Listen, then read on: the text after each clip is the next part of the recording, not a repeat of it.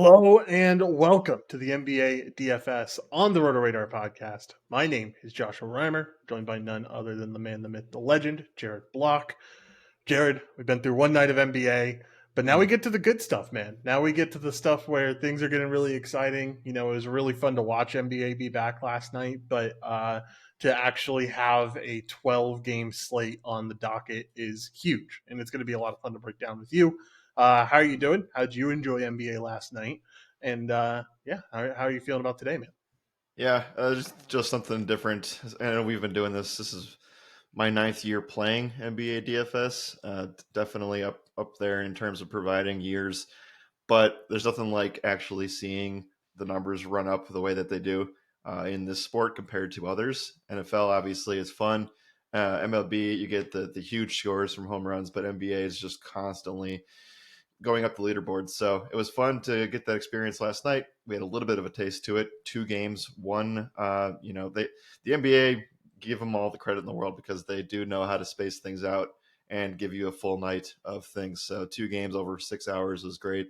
So I think that we ended up hitting on a lot of our calls yesterday, and this is a day where you truly get to see the landscape of what the calendar year is expected to look like. And we have so many different players and so many different teams and so many good matchups on tonight's slate. So let's go and dive right into it. Yeah, man, it's going to be a lot of fun to break down. Like you mentioned, lots of fun spots, lots of new rookies that we're going to get to talk about, and lots of new look teams too, which is it's pretty exciting overall. So let's get into it. Let's talk about this first game. Should be a good one for this first game. It's going to be the Boston Celtics facing off against the New York Knicks. Currently, we have of course, I don't have the odds right in front of me. There we go. Celtics away from home, 3.5 point favorites, though. Over under set at 22 or 223 and a half. Let's talk about this Celtics side first. A little bit of a new look for this team. Now going to have Porzingis at the center position. Now going to have Drew Holiday at the point guard position. You can definitely make the conversation that they got better overall. And now they face off against a pretty overall stout New York Knicks defense. Yeah. Talk about this Boston team. How do you feel about them? I feel like the big thing that I've seen this morning from the industry is just the fact that a lot of people are on these Tatum historics. He did really well against this team last year several times. He throws up a lot of 3 pointers against this team, which is something we talked about a ton last year. But this Knicks team gives up a lot of 3 pointers. This could be the Tatum spot, but how do you feel about it? The first thing that I want to say about this slate before we even get into Boston is the fact that the pricing lets you do anything you want. And there are so many good matchups that I don't think you need to force literally anything. So the second thing, now focusing on Boston, and hopefully we get to talk about them on a smaller slate at some point here in the first week and a half, 2 weeks of the season, because I'd like to pick your brain and dive into this further about how truly deep and how this team could compete with the best teams in the league in the East specifically. So we won't have time to do that today. Um, Normally on a big slate like this, I would just say completely ignore the Boston and New York side of things because the matchups that you're going to have against them are usually not great for fantasy. I would say that Tatum is a really good GPP play, but you're also adding two new guys to this team in Drew Holiday and Kristaps Porzingis, who is in a narrative spot too. And I just feel like there's a lot of moving parts here, and I just think it's one of those things where I don't think I want to play any Boston players until we see things shake out. And one guy who really didn't get his price bump or changed or discounted at all is Tatum in most of this Boston offense. So I'm glad to just stay away. I know it's a boring answer, but it feels like the thing to do today. Yeah, it does feel like the thing to do today. I definitely understand the Tatum love, but I think you have plenty of spend up options on this slate that get a little bit more appealing than what Tatum brings to the table. I I don't know. I don't really want to play Tatum just because I think you probably have better spots today. Guys that can get you 50 FanDuel points. And that's what he needs. He's going to need a 50 FanDuel point performance to get there. And I'm just not sure if he does. I think Porzingis is just fine. The thing is that like, yeah, it's a narrative spot. We know how bad the Knicks did him overall, but like we've seen this play out before, right? This isn't the first time we're seeing him play here. He's played this team 8 times since going to Right. the Mavericks and going to the Wizards. So like it's not any different than any time it was before. He hasn't stood out any time before against this team. Highest FanDuel point performance is 45.7 FanDuel points. That was last year. And Yeah, that's barely covering your value for him today. So I don't know. I'm not really interested in the Porzingis spot. I think the guy that I would like to get maybe some exposure to is Drew Holiday. I feel like the spot's pretty solid. Jalen Brunson defense isn't something that I'm all that scared of. I think they'll mostly be focused on other guys in the system. You know, Mitchell Robinson taking care of the bigs. You have Quentin Grimes probably taking care of Jalen Brown, RJ yep. Barrett on Tatum. You know, Hmm. you have guys, or Randall on Tatum. You have guys assigned otherwhere. Feels like Drew Holiday might be the one that gets the best matchup here. But who knows? Again, we saw the Nurkic stuff go really well last night, him acclimating to Sure. his new team. That doesn't mean that's going to happen for everyone, though. Guys are going to have different experiences, and who knows how he's going to acclimate, especially joining this team so late in the offseason, too. Um, it's just a whole bunch of nothing here, man. I don't feel Yep. great about any of these spots, but I feel like the one spot I do feel good about is Drew. I think that I can get on board with that. I also want to mention that we will have Al Horford coming off the bench today. He is going to give it a go here. And from then, I think things could work out really well. I do think that one of Jalen Brown or Drew Holiday could have a good matchup today, because I do think that if one gets hot, then you'll find Grimes finding his way to guard that player and vice versa. So yeah, I think that there's something there. But at the end of the day, we're also talking about a game that has one of the lowest totals on the slate. And we know it's going to be a slow paced game between the two of them. They're both defensive minded teams as well. So just doesn't, we'll have a lot more fun. I'm glad we get this one out of the way early, because I think that this one's Yeah. kind of just a slog, and we can talk about better games as the slate goes on. For sure. Let's talk about the Knicks side really quickly. No interest for me. I really did want to attack the interior of this Boston team. I don't think Mitchell Robinson is the guy to do it with, especially being drawn out by Kristaps Porzingis' Correct. range. Yeah. You're not going to get Robinson getting a ton of rebounds like you usually would expect him to. Um, I I can't emphasize enough how much easier it is for these types of teams like the Knicks, who kept everyone in the on the starting lineup, is still playing with the team this year that was playing last year. Sure. Um, how important that is from turning over to a new season, and it doesn't feel like we get the chance to take advantage of it today, which is sad. Yeah, we But I don't. think there is a ton of upside with them. It's just not going to happen against a Boston team that maybe they didn't get better on the offensive side all that much, but I think their defense is vastly improved with the likes of Drew Holiday and stuff. Right. So I think that this is obviously a spot where you can take, well, we can talk about this in the pick'em conversations as well, but you're fading Jalen Brunson. Maybe that's a little bit more of a push towards Julius Randle, just forcing shots. It's not a great matchup for him. So I wouldn't suggest playing him in cash, but you could make the case that Julius Randle could take 25 shots today, just because he does that. And he does that in this matchup specifically, where he has had field goal attempts raised tremendously. So I don't know. No, again, nothing stands out here. Over the course of the season, we were not going to attack much from the Knicks and whenever they play anyway. So that's kind of where I'm off of that. I think that, I guess the last question I'd have, jumping back to the other side, where does Derek White fit into all this? Um, to be determined. I don't know. Yeah, I mean, like, yeah, he's going to have a noticeable role off the bench, yeah, but they signed Peyton Pritchard, which is going to be a guy that I think gets a lot of run with that second team. Showed up really well in the preseason, and they also signed him to a contract. So, like, I think he's a part of their future plans, and he's going to be someone that plays into things. O'Shea Brissett is going to be someone that plays into things. Um, yeah, I don't feel like you really need to worry about it today, to be honest with you. yep. No, that's fair. We spent a lot of time on this game. We still have to talk about the pick'em selections. So if you're new to the show, welcome. We're going live on X every single weekday. We talk about the game from a just game breakdown perspective. We talk about it from a FanDuel, DraftKings perspective, and DFS. And now we can talk about pick'em stuff on Underdog and PrizePicks. So let's go over there. I know that a ton of people, and shout out to the sites, they have gone ballistic today with promos. We're able to lock in Jason Tatum at a pretty good discount there. I believe first time depositors have some Jason Tatum stuff tonight as well on either site. Um, but other than that, man, I don't think you need to really be forcing much here, if anything. So I'm off of everything from this game. I would rather literally rely on any other team or other game besides this one to talk player props. But do you have anything that you want that sticks out here? I don't mind Jason Tatum, 40.5 PRA. I think it's a good number. Like I mentioned, he did well against this team last year. He covered this number regularly last year against this team. So, like, I don't think it's a bad spot for him. Outside of that, I'll probably stay away from everything else. Oh, and I guess Holiday points and assists probably at 22.5 would be something I would take a look at. Both numbers seem pretty solid, but that's it for that for this spot. Nothing on the Knicks side, that's for sure. Yeah. All right, let's. Are we ready to move on into the next game? Assists feels low for Holiday, or the assist baked into the 15.5 points. So yeah, if you want to take advantage of that and see if you can get there early, then so be it. Um, Big expectations for a Boston team that's only a 3.5 point road favorite here today. Yeah, for sure.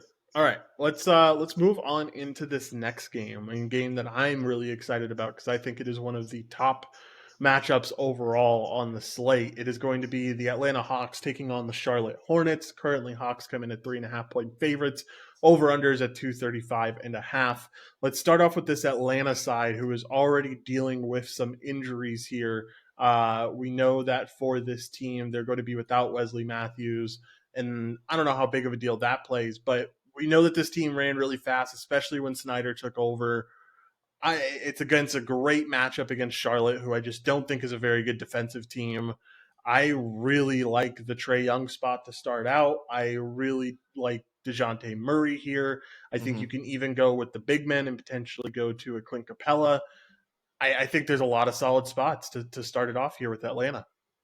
Love it. I think Atlanta's one of the better teams on the board. They're going to have a higher implied team total that we can attack and feel good about. And this is just a streamer matchup. Charlotte did not get any better on the defensive side, and they are not going to turn around quick enough with MJ gone as the owner and GM of that team to be able to make any significant moves in that regard. So Charlotte's basically as banged up. I know they got some help. They have some health back. It was really bad towards the tail end of last year, but some of those guys are still out. So I think that you Mm-hmm. can still take advantage of that. And I still think that we can take advantage of the Mark Williams, Nick Richards stuff down low. So yeah, you'll have to be really heavy on the specific guys that you want. I do think that even though Trae Young does not have a price discount on either site, he is just a fine option to just plug and play in this spot. And I know that maybe you can talk about him versus what you want to do with some Dallas guards later on in the slate. But you know, this first matchup here between Atlanta and Charlotte is really enticing and juicy. It represents one of the higher totals on the slate. I believe it is the highest, or tied with the Wizards Pacers, which we'll get to It's the soon. highest. Okay, so it's definitely something we have to have a talking point on, and one of the better spots on the board. So really like what Trae Young brings to the table here. I also think you can get behind potentially some. This is kind of where things get a little bit more muddy. You have to see what the actual lineup is, but one of Bogdanovich or Hunter makes a lot of sense on FanDuel, where they're a little bit underpriced at 5K. And then my hot take, and we can go back and forth on this. No John Collins anymore, obviously, but I think this is the year, and maybe FanDuel agrees with me right out the gate. I think that trying to be early on getting Onyeka Okongwu in your builds and player props is the move, and I think it starts today. By the Yeah. way, Okongwu 6,200 is already more expensive than Capella. On DraftKings, Okongwu's 4,400. Capella is a little bit more expensive. So FanDuel Wow. getting the jump start on things here, but yeah, really like the Onyeka spot. Yeah, I definitely don't mind the Onyeka spot. I think I'm going a little bit of a different way here. I really Sure. like Sadiq Bey, man. I Sure. think that he is a really great 3 point shooter. I think he's going to take over a lot of those power forward minutes that John Collins left behind. I think Mm-hmm. Onyeka benefits from the fact that Collins was kind of the backup center as well as being the starting power forward. But I think Sadiq Bey is going to go off here, man. I mean, we know he's an elite 3 point shooter. We know that without John Collins here, he should be getting up to 30 minutes a game. I really like Sadiq Bey at these price tags. I feel like this is a Sure. guy at 5K you can find really easy to get into your lineup and help give you a little bit of value to get some of these superstars. Well, I think it's like one of those things where you can play kind of everybody. because I think no Collins really helps things a lot. And so you just kind of have to see what the starting group looks like. I know Bay coming in, there's a lot of wing injuries on this team last year, so there was kind of just a mess. And let's also remember that Quinn Snyder now has a full offseason and training camp under his belt with this new team. So I think that we'll start to see some things. And that's why I'm really bullish on the Onyeka spot, because I think that they're going to run Trae Young, Onyeka, just like they ran Conley and Rudy Gobert for so many years, and Mitchell in that mix too. So Yeah. let's talk about one more guy that we haven't talked about yet, and that is DeJounte Murray. Obviously, kind of a disappointing season last year. Kind of thought that the Hawks would have an uh, elite point guard, shooting guard type of situation here, and I think it showed flashes, but as a team, they underperformed. Where do we see Murray today? Yeah, I think it's a tough spot. I definitely like the matchup for him. I just feel like he kind of gets overtaken by some of these other shooters on the team, like Trey Young. I feel like he needs more of a to play him at 8K. I would need him to be like the starting point guard here. I would need him. I would Sure. need Trey Young to be out to feel really good about that price tag. When you, especially on the 12 game slate, where we're going to talk about a ton of guys that we really like today. So, yeah, I'm fine with staying away from Dejounte. I'm not interested at this price tag. Yeah, we loved Dejounte Murray as a Spur for fantasy purposes, and it just feels like until somebody gets hurt, which I guess is bound to happen at some point. Knock on wood there, but like he kind of just turns himself into a tournament play at the very most. So let's talk about the other side. Talk about Charlotte.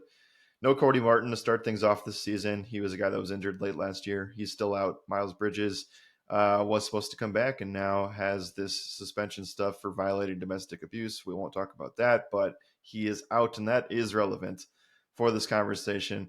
You also get the rookie in Brandon Miller. Where do we expect Miller to be in this rotation to start game one? Uh, I expect him to be coming off of the bench. I expect the spot to be solid for him overall. I don't think it's something that you should be attacking first day out, first day out of the gates here. I think we need to see more from him. His Yeah, preseason stuff, he definitely showed some good stuff here and there, but at the end of the day, didn't get the double digit points. And he's playing around like 30 minutes in each of these preseason games. So yeah, there was no excuse for him not to get the 30 points or to double digit points. Um, I don't know. I think he's going to have those struggles as a rookie coming out the gate where I'm not going to be rostering him. I think the guy that I'm the most, I think the guy you have to be the most interested in here is LaMelo Ball. I mean, the spot's electric against, yep, a little bit of DeJounte defense, but also Trey Young defense too. This game is going to be fast paced. Like I mm-hmm. just mentioned, Atlanta was one of the faster paced teams after Snyder took over last year. We already saw that Clifford said that he wants to speed up the pace on this Charlotte team as well. Yeah, So I expect the pace to be there. I expect the scoring to be there. I think he looked okay in preseason. It wasn't anything electric necessarily, but it looked solid enough. And I think this LaMelo Ball start is where you start out, and he's one of the first studs on the slate that I feel like you don't necessarily need to pay for him, but you have to at least consider it with how good the right. spot is overall. Yeah, I mean, I think that you should be spending up somewhere in this game. We obviously need to talk about Washington, Indiana, because I think that's also extremely important too. But it does feel like this one's a really good game stack opportunity. This is the first of two or three game stacks that I get super excited about from a DFS perspective and from a pick'em perspective as well, which I'll let you elaborate on as we go along through the show. So, yeah, I like it. I think that this is a strong spot for one of LaMelo or Trey, and maybe even both if you wanted to play the both of them in tournaments. So I like that. Uh, cash game, I wish he was a little bit cheaper. And, I don't really get out of my chair anymore to do this. But Gordon Hayward under 6K is somewhat interesting with the lack of wing depth. Um, but, do you really want to do that on a slate like this? The answer usually is no. I think we can skip by without having to do it this time around. But figured I would just mention that. And then I don't mind going to one of PJ Washington or Mark Williams. I think it's probably those are just tournament kind of plays, but I agree with you that Lamelo is the closest thing to a cash viable play. Any other? I don't know. There's just a lot of things to like in this game because it will be one of the games that has the most possessions in it. So you have to like it from that perspective. Yeah, for sure. I think LaMelo's the guy that I like. PJ Washington's the guy that I like. Terry Rozier's an okay option, but not someone that I'm going out of my way to roster. I think the center position with Williams and Richards is definitely something to highlight. I even think if you're going to this bench, look, I think the main thing with these injuries that we already kind of mentioned, but it's a lot of backcourt guys, right? It's Cody A lot. Martin, it's Frank Yep. Ntilikina, it's Bryce McGowan's, James Bouknight. Like these are all, or the majority of them are guys who are going to play point guard and shooting guard for this team. And so there's got to be someone who steps up in the second unit. I think Theo Maledon's that great GPP dart where I know he's going to get playing time. I know he can put up, he's a bit of a stat stuffer when he is on the floor. I don't mind taking a risk on him in tournaments, but that, again, more tournament based than anything else there. For cash games, I think you focus on LaMelo and you focus on PJ Washington and you go from there kind of. Right. I think this game, there's a lot of players in it that just don't. They're good plays as a baseline, and then I think everything today needs to be a great play. And you have just some really decimated teams to start the year off in terms of injury, so they might not make the best play. But I think that they're very close GPP pivots in spots, like especially like all of the centers and power forwards in this game are very close to some of the more higher owned pieces that you can find leverage off. Yeah, for sure. All right. Anything else here, Jared? If not, let's talk about some pick'em stuff. No, let's go right into it here. I want to get your thoughts on something because it does feel like we don't have to do anything obviously ever, but I do think that if you were to start building something on Prize Picks or Underdog, it would start with this Atlanta side. Yeah, I definitely would. Especially, I like this Charlotte side a lot. I think 44.5 fantasy score for LaMelo is super solid. If you don't want to go that route because he's not getting blocks and steals at all that electric of a pace, I think points, rebounds, and assists is definitely there for LaMelo at 39.5. I feel really good about almost all his spots, man. I think that you can say that he's one of the better options overall in the slate for pick'em stuff because the matchup should be electric. He has the historics here. He scored 50 or more FanDuel points 4 out of the last 6 times he's played this team. Mm-hmm. And some of those are recent as well, to where they had DeJounte Murray and he wasn't able to stop him either. I really like this LaMelo spot over everything.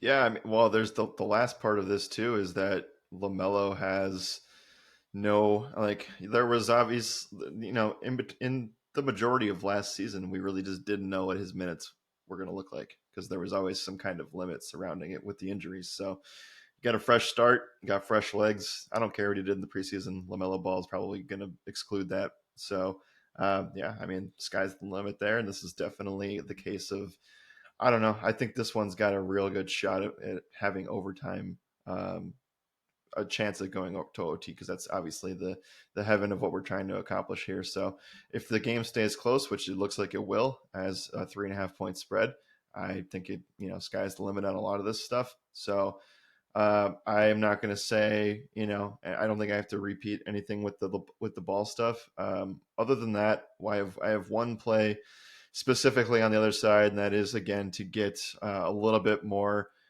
juice behind Onyeka Okongwu because I do think that you'll see the market be very, very cautious of how they approach this until there's a clear snap and we see Okongwu all of a sudden starting, all of a sudden playing 30 minutes.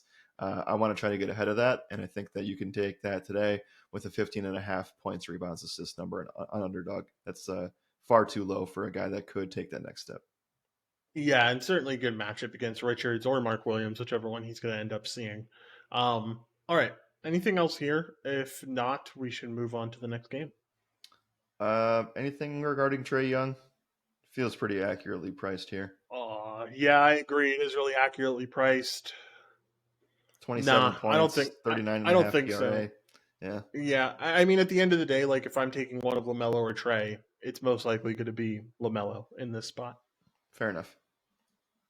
All right, let's move on. Talk about this next game, which is going to end up being the Houston Rockets facing off against the Orlando Magic. Currently, the Orlando Magic come in as 4.5 point favorites. Let's talk about this Houston side first. Very new look team. Got Fred VanVleet with a huge offseason spend. Uh, this team is going to be very interesting to see how they come out of the gates because they also added Dylan Brooks, which I think is a huge addition defensively for this team. They also have Amen Thompson as well coming off of the bench, their new rookie.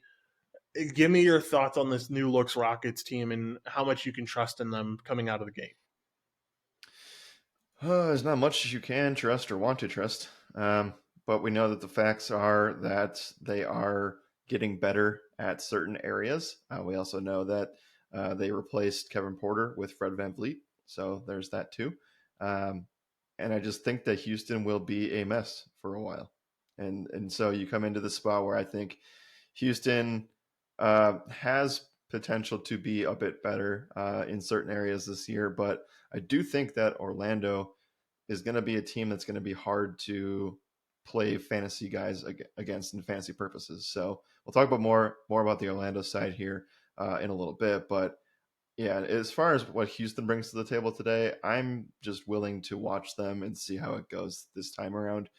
I don't think I want to jump out and grab any specific piece of this. And maybe we are an injury away from actually playing anybody on this team. Yeah, I think I'm fine with just watching and seeing what happens with this team, especially because it's supposed to be a lower paced game. It's a lot lower total, all the way down to Orlando will be 220. all year. Yeah, they're generally a slow paced team for sure. Who knows how this Houston team is running? I think they could go fast paced, but we'll just have to wait and see with the new pieces that they have and stuff. Also, the coaching that they have with Ime Udoka is going to be really Sure. solid. So I have a lot of faith in this Houston team. I guess I saw this plus 4.5, and I already bet it earlier today for Houston. I think maybe the offense takes a little bit to get in check. I think this defense is elite, man. Like Şengün was already coming into being a really good defender last year. Fred VanVleet's already a very good defender. Now you add a all defensive team guy in Dylan Brooks as well. I think Jabari's a decent defender. Jalen Suggs is like the one commodity that I think will struggle on this team, but I think this team plays shut down defense, and it doesn't necessarily Jalen apply Green. to any of the Jalen DFS Green. stuff. What did I say? Suggs. It's okay. Same thing. Oh, LOL. Yeah, Jalen Green is the one liability they have on this defense, but I really like their defense. I don't. It doesn't apply. I think the offense does take time to get going, especially with the new point guard with Fred VanVleet. But it kind of just applies to this other side. I'm not interested in Orlando, man. Not a single piece today. I don't think there's much value with the injuries that they currently have. Gary Harris is going to be in. We know Kevon Yep. Harris is going to be out. Um, I think this Houston team plays incredible defense this year. So I'm going to be early on this train and saying I refuse to target this Houston team unless we see otherwise that they don't carry the defensive. They aren't in that defensive upper echelon that I think they will be. Right. It is just a game that, again, got to be, it's a keep it simple, stupid kind of approach this week where Wednesday's slate massive, Friday's slate massive. You have to play teams that just have injuries to start the year.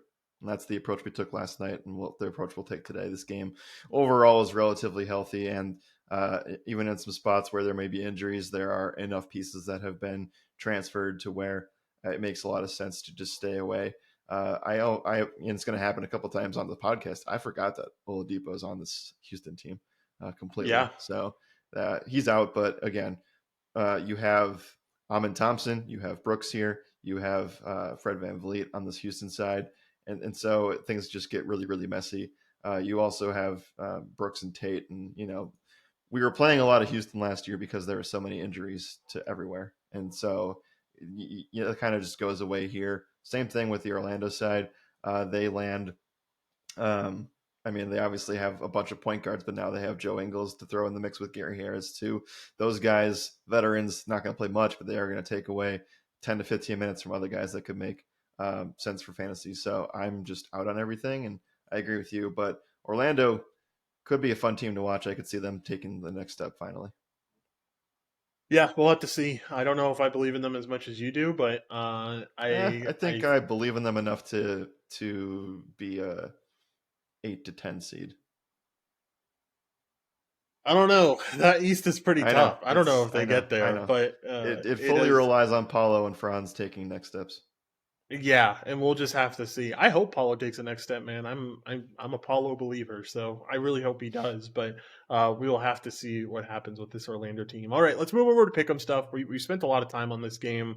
Mhm. Or through 3 games in 30 minutes. That's not a good sign for what's to Nope. come throughout the rest of the season. Pick'em stuff. I'm not interested in anything. I already talked about. Both of these defenses are pretty elite. If there was one thing I would take a really good look at, it's blocks and steals, and specifically if you can get a number on, oh, do they not have him? If they had like a Fred VanVleet number, I'd really take a look at it today. But I don't think any of these guys have it, which is I have a really 1.5 disappointing. steal on Fred. There we go. Yeah, I want it. Was a steal machine in the preseason, and I think that continues here. Especially, we saw it with the Suns last night. It takes a while, especially with these newer teams, and I guess the Magic aren't all that new, but still, it takes a while to get used to things and to get into the Mhm. rhythm. And we saw a ton of turnovers from that Suns team last night, and I think that should apply to a lot more teams today. Yeah, don't mind it. I'm fading the rest of the game. By the way, D'Angelo Russell turnovers was free yesterday, so Yeah, there you yeah, go. it was. But yeah, All right. let's fade Any the game. Yeah. All right. Anything else, or I guess nothing else? We can move on. Talk about another fun game that we're both really excited about. The Wizards face off against the Pacers here. Currently, the Pacers are 5-point favorites with the over under coming in at 235 and a half. Let's talk about this Wizards team first. A little bit of a new look starting lineup. Now going to have Jordan Poole starting at the shooting guard position. Also going to have Tyus Jones getting a starting job, which is really exciting. I know we're both Mhm. fans, so that's definitely some good stuff there. Let's talk about these two guards first because I think they are set up in really solid spots today against this Pacers team.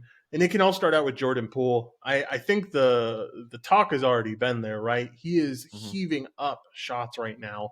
Looked really bad in his last game of the preseason, where he went 1 for 15, 0 for 6 from 3 point range in 20 minutes. But I think you can take comfort in the fact that he's throwing up this many shots. That's the big thing Mhm. for me.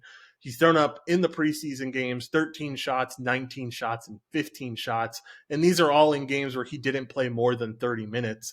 He played 20 minutes in the majority of these games. So I think you're seeing a guy who's going to be an average 20 shot a game type of shooter. And I think they are going to throw some pretty tough defenses at him with Bruce Brown and with Tyrese Halliburton, but I don't think it scares me enough to take me off of just how massive this usage is and how good of a price tag you're getting at 7,700 over on FanDuel.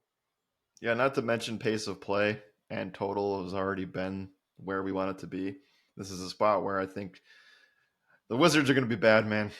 They're going to be bad, and I think that I'm a little bit more bullish on Orlando over the Wizards, but it's going to start and end with these super fast paced scenarios, and the Wizards are just going to be in a spot where I think we're just stacking these games because they are going to have so many possessions and touches. So yeah, Pool probably a little bit, probably like I won't say 1,000 too cheap on FanDuel, but I think DraftKings has the more accurate price at 8,100. For as many shots as there were, those obviously have to go in. So hopefully that happens, and he gets points for that. So I don't know.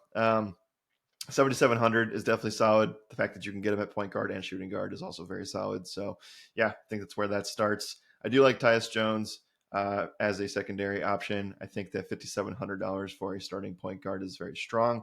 We know that he can rack up basically anything, and we've just wanted him to be a starting point guard somewhere. And so he's going to get that opportunity here. Am I worried that Jordan Poole takes away from that a little bit?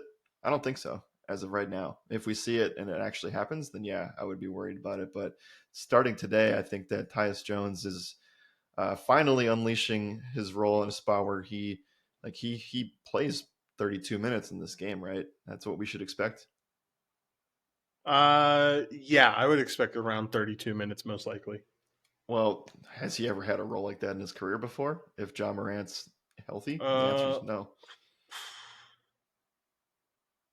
uh, did he? No, I guess he didn't have it with the Timberwolves. No, probably not. No, I don't think so. So like if we're getting a spot where Tyus Jones finally has 30 plus minutes that we can count on, he's a triple double machine. I mean, maybe not the rebounds, but at least double double wise. So I think that you can take that and run with it at a pretty affordable price tag on FanDuel. I actually have not seen where he's at on DK. He's under 5K. on DraftKings. So I don't think it's a priority, but I certainly think it's a nice spot in a really, really good game environment. Other Wizards, Kyle Kuzma, 7,800. Denny Avdia, who they extended, is at 5,900. And then you obviously have both Danilo Gallinari and Daniel Gafford in here as well. Where are we at with some of these guys here? Probably not going to be on this side of things. I think that you want the guards a little bit more in this game, but where do you feel like the Gallos, the Kuzmas, the Avdias fit in here? Off of them. I need to see it to I need to see how they operate with Poole in this system. But the current way I'm thinking is that if Jordan Poole's the main shot taker and if he's going to heave up 20 shots a night, that kind of takes away from Kuzma heaving up 20 shots a night, and it definitely Yeah. takes away from Denny and all those other guys getting much usage. So um, if it's going to be the Poole show, then I think it's fine to just stay away. In all honesty, from Yeah. everyone else.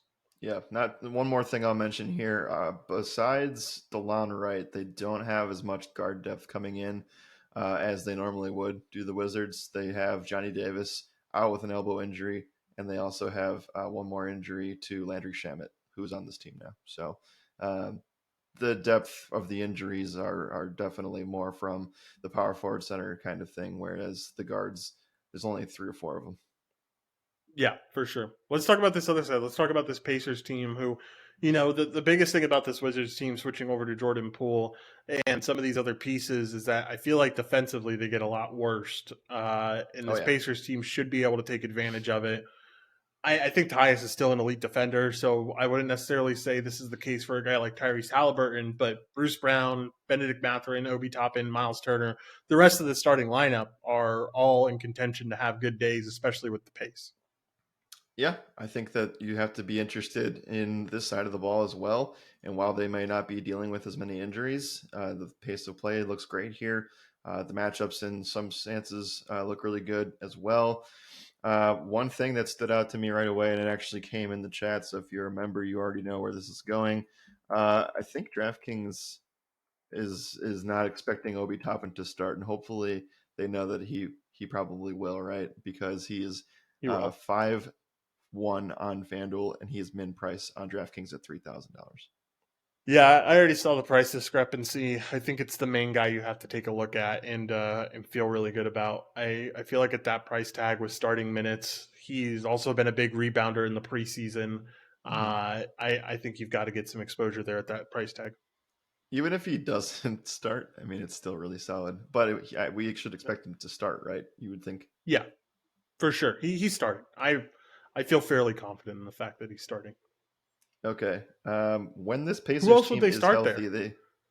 I don't Who know. else would they start at power forward? Like Aaron Naismith? I Like they're could, not. They yeah. don't I need to go mean, that they're not small going to again. go Mathurin Brown, or will they? I feel like there's one guy that's kind of the odd man out here with Heald starting too. I don't know if Heald starts. Okay, fair enough. I think it's Mather and Brown, most likely, unless they want to bring Okay, Bruce off the bench. But I think the indication has been that it's going to be Mather and Brown or sure. Brown Mather. Either way, there's like 1 or 2 guys that are left out here. So, Yeah, um, anyway, though, I think the next piece of this conversation is what to do with Miles Turner. I don't think you have to go here. The power forward center position is pretty taken up, and so with a price tag of 7,800 already, I'm gonna be okay with not playing it. I think it's a solid spot in tournaments for this game environment, but I think that you have other better plays. I do think that he can be fine though, like he can get the job done today, but it's always tough trusting Miles Turner when there aren't really many injuries on the team. I already have my center position locked up. Coming up Me later too. in the slate, Hopefully, we're on the same I day. think I hope so too because I'm not fading this guy today. So I've been talking about him all preseason long. So I'm sure you know who it is. But yeah, I think that's it. I guess last thing, talk about Tyrese for a little bit. Is the Tyus defense something that concerns you? Is it someone you're willing to take a look at today? Slightly. It definitely is slightly concerning. Also, coming off injuries. I mean, I know he's had several months to come back here, but maybe he shakes the rust off a little bit in this spot too. I do think that they'll probably, Indy will probably try to scheme to get Halliburton on pool. I do think that there is just enough here to say that Halliburton isn't as strong of a play as the guards in the Atlanta Charlotte game. I would take Trey and I would take LaMelo over Tyrese tonight. I think his aggressiveness is like the main thing I get myself concerned with. We know he's more of an assist guy than a real elite scorer. Like he Mm-hmm. certainly has turned on the scoring. He's gotten 30 plus points, but at the end of the day, he's a pass first point guard. Sure. He does it, he's one of the best in the NBA at it. So, no knock to him at that, but that's just kind of the way he plays. And so, not much interest there in Tyrese. All right, let's go over to Well, pick him yeah. stuff. One more thing too. If Go for you're it. on the fence with Tyrese, I think today is probably a day where either if you're bullish on it and you want to play a GPPs with the game stack, totally fine. Not gonna be saying that's a bad idea, but I will just also say to our points of games earlier, this applies here to the Pacers, where if they do have two new guys in the starting lineup, that could be a huge issue for chemistry. So that's the Yeah, last thing I for, wanted to say there. For sure. All right, let's move over to pick'em stuff. Instantly just got attracted to this Jordan Poole line. I Mhm. think I go just straight points, man. I don't believe in him as a rebounder or as an assist guy in this spot. So 25 and a half points. I think with 20 shots in this type of fast paced matchup, it's not guaranteed to go over. Nothing's a guarantee, but it feels really solid today. No shot attempts for this spot. I wanted to really try to track this one down, It's or at been least up and track down it. like all day long, hasn't Yeah. it? Oh, if I don't know. There is a 9 3-point number attempt out there. I think that's kind of ridiculous, but I could see. We'll just have to wait and see on that point. I guess I'm bullish on Tyus Jones assist numbers.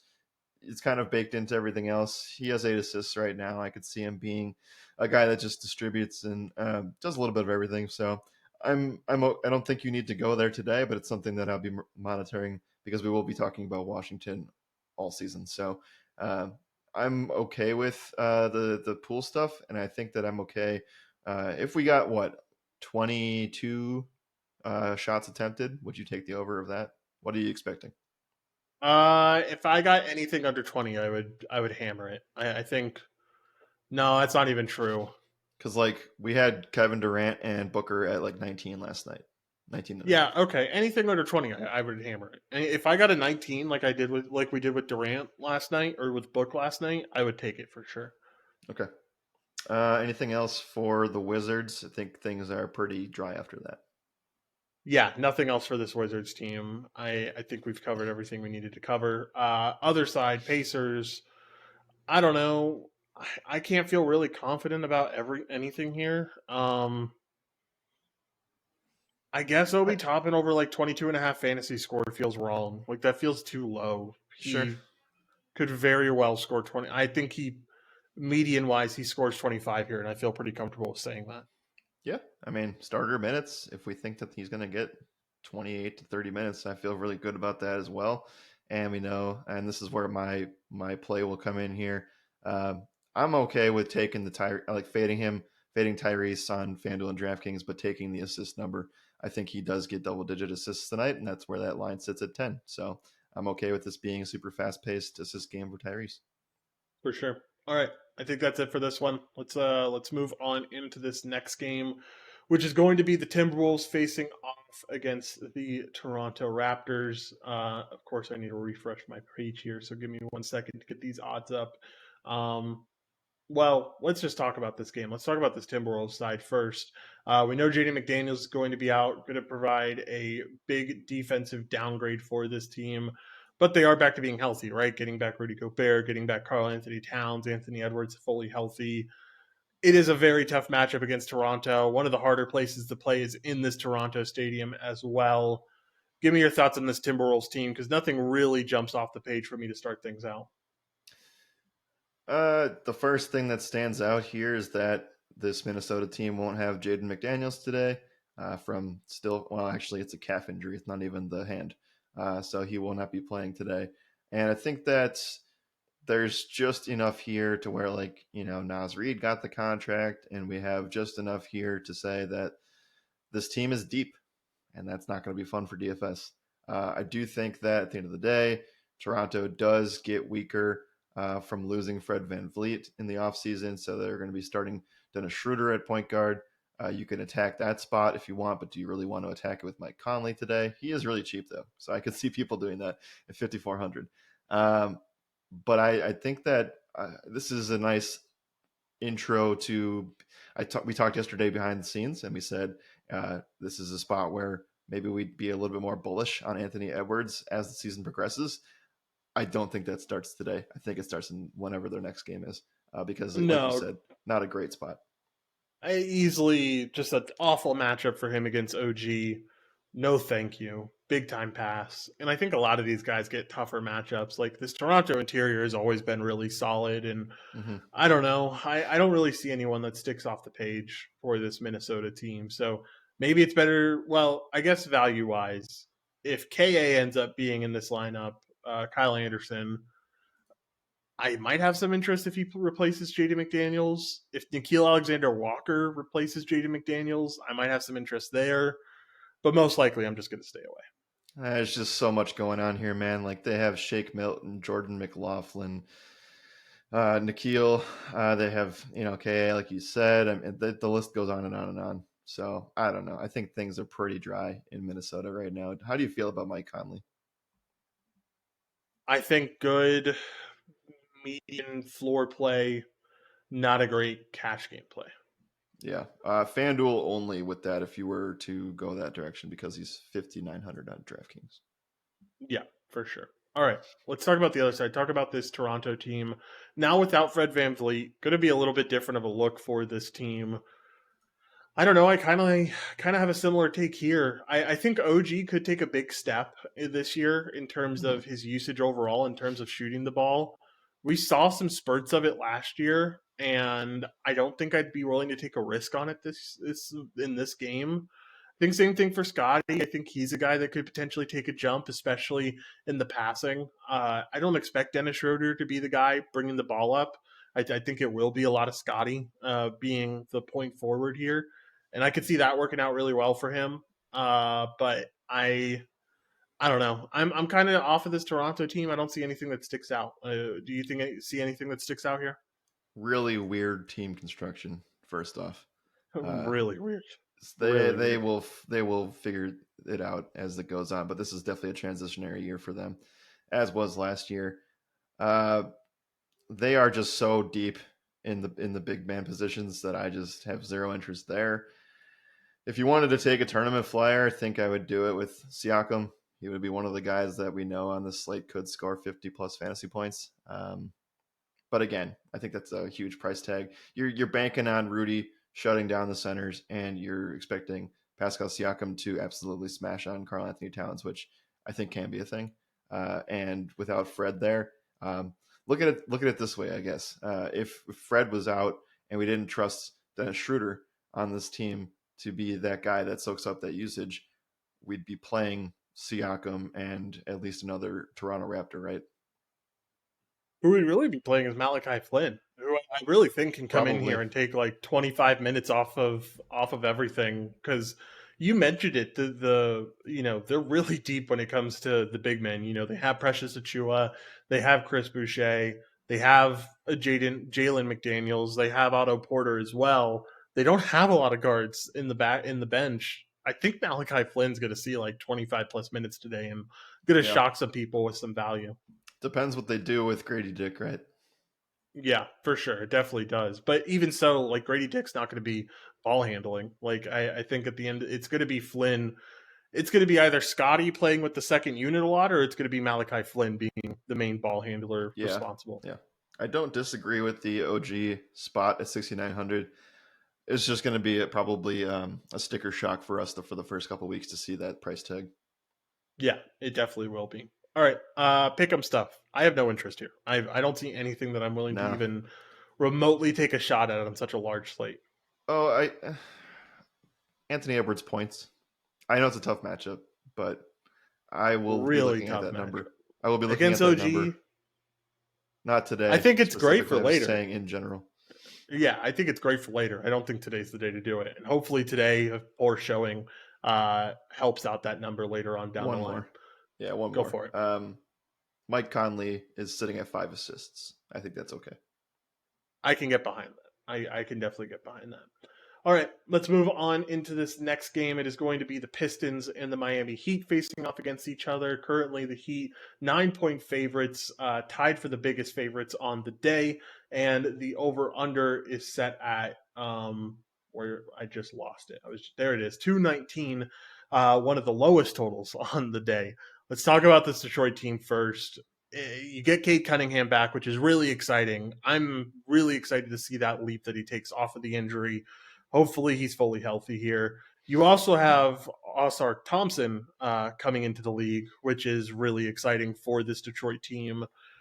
You still have a lot of guys though. In the big when it comes to big men, you have Isaiah Stewart and Marvin Bagley and James Wiseman still trying to figure out that rotation of centers.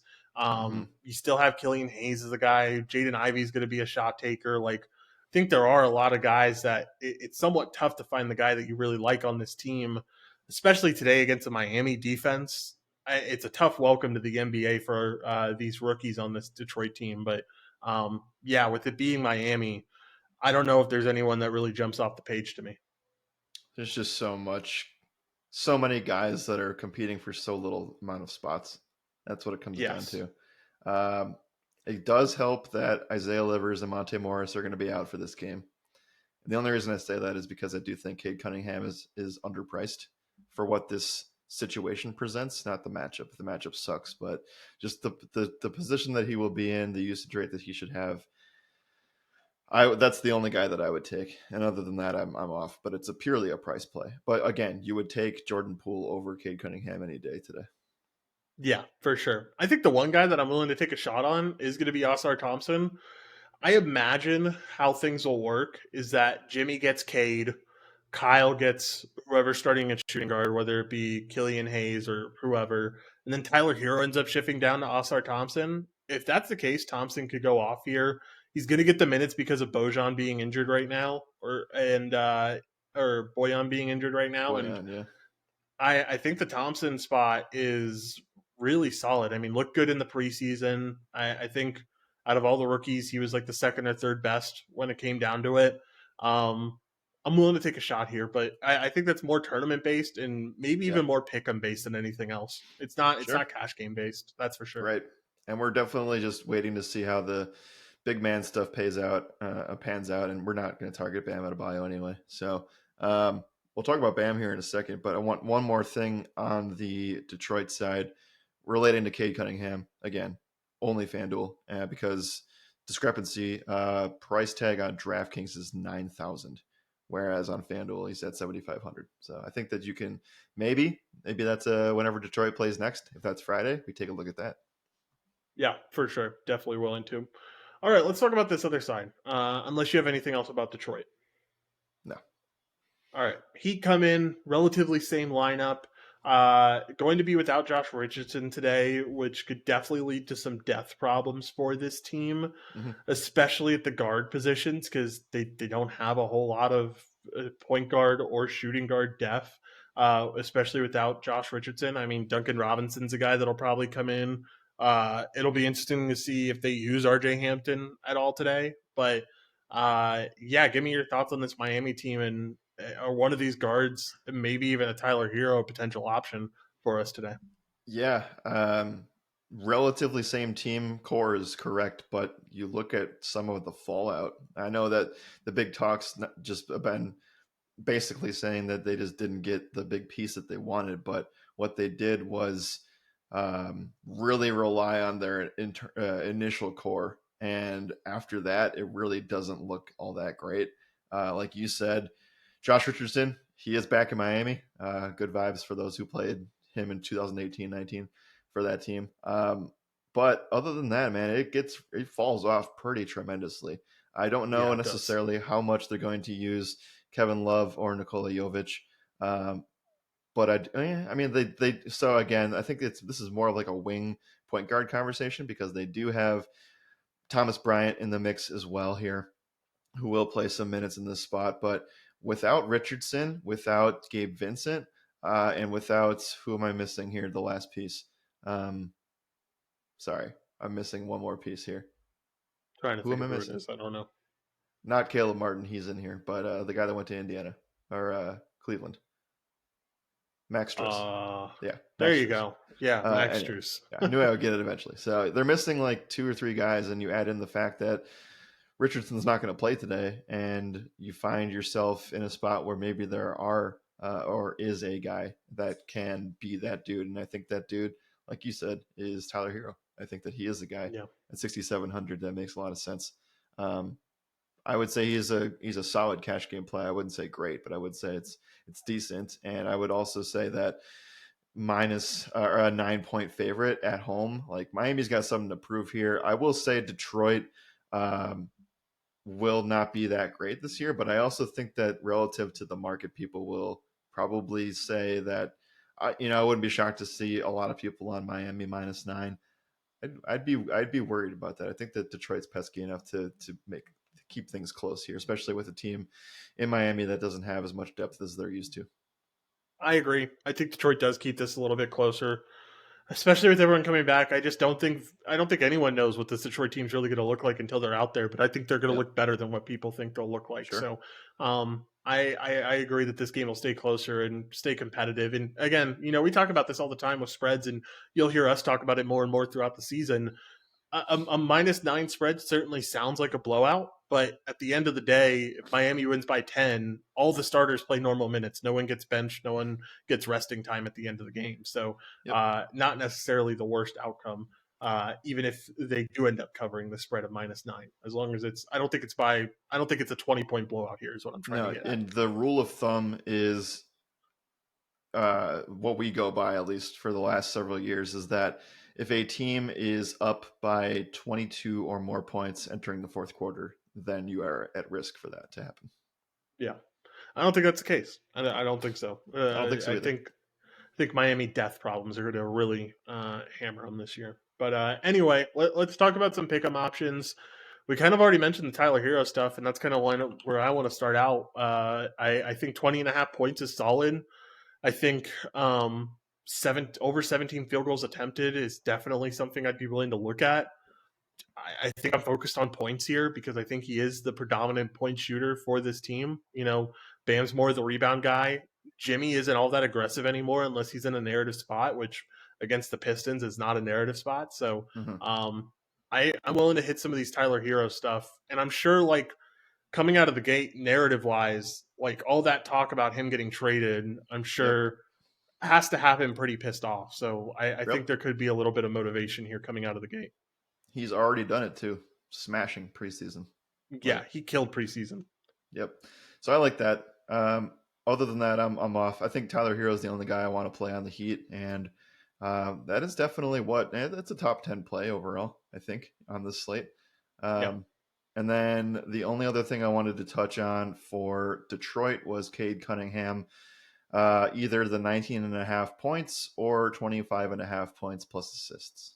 If we find the dude, because it was last year, it was Jaden Ivey assists, right? We would play that religiously. I think Cade is going to take over all that responsibility again. Yeah, I can get behind it. Don't mind going Osar Thompson over 24 and a half fantasy score is probably where I would lean, but I imagine the minutes will look pretty healthy. So I think anything here over is very solid for Osar Thompson. Okay, let's move on into the next game, Jared. Next game up is going to be the Cleveland Cavaliers facing off against the Brooklyn Nets. Currently, the Cavs are 2.5 point favorites. Over under is at 219. Let's talk about this Cleveland side first. Some injury concerns to start out the year, and Yep. some big ones where we're going to just have to wait and see. Something that at 3 p.m. Central Standard Time, we're not going to know this stuff. So Darius Garland currently questionable with a hamstring injury. Mm-hmm. Injuries that we do know about are Dean Wade and Jared Allen, who are both going to be out today. So, talk about this Garland injury. How do you think this affects the team if he's going to be out, and who's the plug and play afterwards? Yeah. So one more on this is Ricky Rubio, who will not be with Cleveland for a while. Yeah, He's out as well. Uh, I don't want like this game only is it's a terrible game total, the terrible pace of play, but the one thing that matters is injury, and that's why we have to talk about it. And Cleveland has to be in your lineup today, and the plug and play guy is before anybody else Evan Mobley at 7,400. He's definitely going to be a guy that on FanDuel you have to play today in cash. On DraftKings, you have to play him. He is under 7K. I believe the last time I checked, it was 6,200. So you have to play Evan Mobley today. And then the Darius Garland stuff, hamstring, not great. He is, the last report says, on track because he made shoot around today. So we'll truly just have to see what happens there. Hopefully we get some kind of trending upward news. If he were to miss, then I think you need to take a really, really strong look at Donovan Mitchell. I know he's not playing against the Knicks in New York, but he usually goes off against in games where he plays in New York City. So that would be what I would say as my 2 cents there. But I think it is Evan Mobley or bust, and then things get a little bit tighter. Again, this is the where Max Strus comes into the fold in the podcast. He and Levert will share that weird number 3 position on this team. So I don't know what that looks like as of right now, but it would be. I think Evan Mobley is the true like you have to play that guy kind of play here. Yeah, I would agree. I'm not on the Darius Garland stuff. I think it's okay I'm not on the Donovan Mitchell stuff. If Garland sits out, it's a little bit different a conversation, but it's still going to be a tough matchup, man. Especially against Mikal Bridges. Like it's not easy for him. I think I'm just more focused on getting Mobley in my lineups Mm-hmm. and feeling really solid about that. Will they play I Mobley at the 5? No, they'll play Damian Jones at the 5 today. Is Okay, what is he I've heard. interesting to you? No, not at all. Well, I say Slightly at though the price. at that price tag, I mean, how could you not be at least a little bit interested? Yeah, I think at the center position on FanDuel, where I already have my guy locked in, I'm not interested. But on DraftKings, where he's your second guy, or he min could be your price. utility spot, and at min price, I think it's a lot more reasonable over on DK. Yeah. But no, I don't think they're going to start Evan Mobley at the center position. Will they start? So they will start Jones. I don't know if it's a guarantee, but that's what I would assume. Yeah, it gets tough because I do think it hinges on the Garland news too. So yeah, I don't know what they would do there. I think Strus could start, or I think Strus could start. Levert comes off the bench, and then you have Mitchell, you have Mobley, and then I don't know what they would necessarily do after that. Niang is a candidate to potentially be somebody that is in there too. But yeah, if it's Damian Jones, you could roster 2 starting players at 3K on DraftKings. That's kind of crazy. Yeah, yeah, for sure. It's that type of opening day. I will say Struess will probably start if Garland's in, and then if Garland's out, Mitchell will move over to point guard, and Karis LeVert will play shooting guard. That's what and Struess Yeah. will still be in the starting lineup. That's what I Yeah. think would happen. Again, this is all just like me just thinking basketball wise what they would do with this lineup, and that's Sure. what I would imagine. But Sure. definitely could change depending on news and stuff. Yep. Absolutely. So All right. again, he went to shoot around this morning, but we'll have to just see how it goes. Plan for both scenarios, figure it out. I'll make it easy. I know you're going to do the same thing. 0 Brooklyn exposure tonight. I really want to play Mikal Bridges, but not today. Dude. Not today. Yeah, not It'll today. happen. Not I today. will be playing it at some point this season, but not today. I think the usage will be exactly the same as last year, and everything will look really solid. But in this matchup, no thanks. Ben All right, Simmons pick'em comes stuff. back. That's a conversation. Yeah, but I don't think it takes away from his usage. I think honestly No, it no. helps him. It gives him another competent passer on the team. Um, let's talk about pick'em stuff. Let's talk about Evan Mobley first because that's the spot that I think is really interesting here. I think 37 fantasy score is completely doable for him. I think 16 points is completely doable, especially if you're expecting Mitchell to get a little bit more locked up by McHale. I like this spot for Mobley. I think it's really solid overall. I think it's solid too. 37 is what you said? 37 fantasy points. Yeah. I mean, I think that he just needs to. The big talk about him all season has just been, can he be the offensive force to get a bucket? I think he'll do a little bit of everything. Specifically, blocks and steals would be, a huge candidate to get in that fantasy score. So, yeah, I like it. I think that you are asking him to overperform on the FanDuel price tag for that number, but I think it's a strong spot. For sure. I'm looking. I don't know if we just got the news, but I see that Underdog put out a discounted line for Darius Garland, points, rebounds, and assists. Discounted from 30.5 going down to 23.5. What do you think about that? I'm typing as we do this. If he's in, he gets this. But that's the Yeah, thing. probably. Like, we Is he don't. in? Is he in is the biggest question there. I don't know. Yeah. Okay. Anything else here? If not, let's move on. Uh, Sorry, that was really bad analysis on our part. Like, if he's in, he's going to hit that number. If he's in and he's playing his normal minutes, he gets this. I think you're right. I don't think it's bad analysis. I think that at 23.5, that number is too low. Like, it's just, that's almost like 25% discount off of his normal number that he had. And his normal number was probably a little bit low due to the fact that he was injured. So, Yeah. yeah, if he's playing his full minutes, he gets that. I would expect. So again, whenever these sites put out, and like, no knock to them because they know what they're doing, but if they put out something like this, there's a specific reason they do it, and it's because Yeah. there's a gray area right now, and where Yeah. whether or not he plays his full 11 minutes. But if he's playing 30 minutes, he will hit this number. For sure. All right, let's move on to the next game. It is going to be the Oklahoma City Thunder facing off against the Chicago Bulls. Bulls 2.5 point favorites. Over unders at 225.5. Let's talk about this OKC team first. Really exciting stuff here. We're gonna have Chet Holmgren in the lineup. He's gonna be in the lineup. Gonna be starting at the center position. They're gonna be without Kenrich Williams. Also gonna be without Jalen Williams, the Jaylin Williams, Yeah. not the other one. That's gonna be a fun test to go throughout the season. And Poku's also injured. But this Thunder team, one of the biggest risers at the end of the day when it all came down to it. And it's not like they got a whole lot different. Like, this is still, for the most part, the same team that we had last year. It just feels like a year of getting this team, another year of this team all together under the belt. And you're getting Chet Holmgren, who a lot of people are expecting to take a pretty big jump here. This could be a really fun team to watch. It should be a very explosive team to watch. And I think Chet Holmgren is someone that you have to consider out of the gate as one of those guys that, just like Wembanyama, who we're going to talk about soon, is someone who's going to be an immediate start candidate. And I think it really benefits these rookies who end up getting drafted and then get a year to kind of acclimate to the schedule and everything of the NBA, but don't have to be out on the floor. And that's essentially what we got for Chet last year.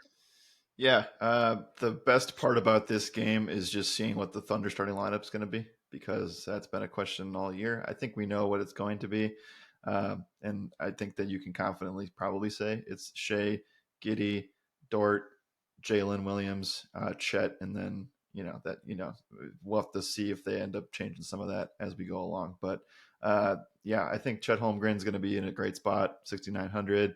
We'll see how the size impacts the Vooch matchup, which we'll talk about on the other side. Do you think that there could be some concerns there? But at the same time, this is a spot where I don't think we can. I think the OKC Thunder are going to be an awesome tournament team, and you'll probably just need some injuries to play them in fantasy. So for that reason, I'm off of that. Again, like Josh said, if you wanted to play Chet just to have fun and play him the first day of the season, tournament play just to see what we expect, because we don't know what his floor is at the moment. But yeah, I think that, and I do have it's not necessary to go through today, but the Thunder have like different nicknames for how they approach the Jalen Williams conversation. So we won't have to do that today, but we'll talk about it when they're on a smaller slate. No. But yeah, tournaments only. I think Shea is one of the guys on this slate that could score 60 plus fantasy points, but with all the pieces coming in here, I don't think that we can play that today in cash. Yeah, I would tend to agree there.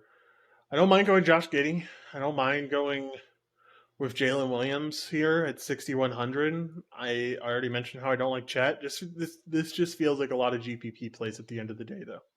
It does. It does. And so let's talk about pick 'em conversations for that later.